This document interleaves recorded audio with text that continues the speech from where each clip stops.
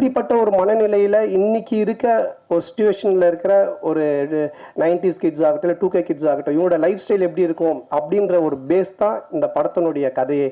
So இதை ஒரு family ட்ராமாவாக ரொம்ப அற்புதமாக பண்ணியிருக்கோம். நிச்சயமாக 2 hours நீங்கள் தேட்டரில் வந்து படம் பார்க்கும்போது போர் அடிக்காது. இப்படி ஒரு குடும்பமா அப்படின்னு நீங்கள் பார்த்து சிரிக்கிற மாதிரி தான் இந்த படம் இருக்கும்.